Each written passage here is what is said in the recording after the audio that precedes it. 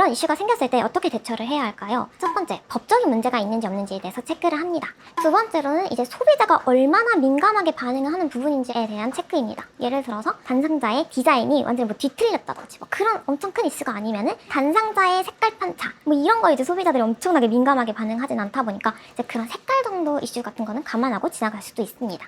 세 번째로 체크를 해야 하는 부분은요, 손실이 나는 그 비용하고 출시가 지연됐을 때의 문제, 이 두 가지를 한번 비교해 보시면서 절대 출시를 미뤄서는 안 되는 경우에는 어느 정도는 감안을 하고 진행을 할 수도 있는 거고요. 내용물 이슈라든지 그런 것들은 재생산을 해야 할 수도 있고요. 디자인적인 요소 같은 경우에는 그냥 넘어가게 되는 경우도 있습니다. 브랜드사에서 흔히 일어날 수 있는 여러 가지 뭐 패키지나 제형에 있어서의 이슈들이 있을 텐데 이런 것들을 다 고민을 하셔서 판단을 하셔야 합니다.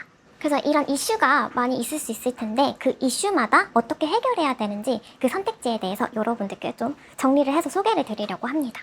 뭐 색조라든지 그런 경우에는 컬러가 조금씩 좀 바뀔 수가 있거든요. 근데 만약에 이미 제조가 다 됐고 색깔이 변경을 할 수 없는 경우라면 컬러명을 변경한다든지 톤다운을 시켜서 마케팅을 한다든지 해서 재가공을 하실 수 있고요. 이제 패키지 인쇄 오류 같은 경우에는 라벨 스티커 같은 거를 다시 덧바른다든지 출고를 아예 지연을 해서 재생산하시는 방법이 있을 수 있고요.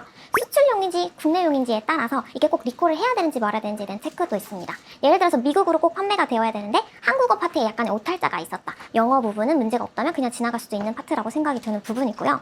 제형이 달라지는 경우도 있을 건데요. 그런 경우에는 마케팅 문구가 완전히 좀 수정을 한다든지 기획이나 컨셉 같은 것들을 좀 변경을 해가지고 제품을 판매를 한다든지 그런 부분을 판단을 하셔야 할 것 같습니다. 이제 결론적으로는 이제 이 문제가 소비자가 좀 이해하고 지나갈 수 있는 파트인지 아닌지 뭐 문제가 될 소지가 없다면 바로 넘어갈 수 있는 파트인지 이런 것들을 다 감안하셔서 진행을 하시면 좋을 것 같아요.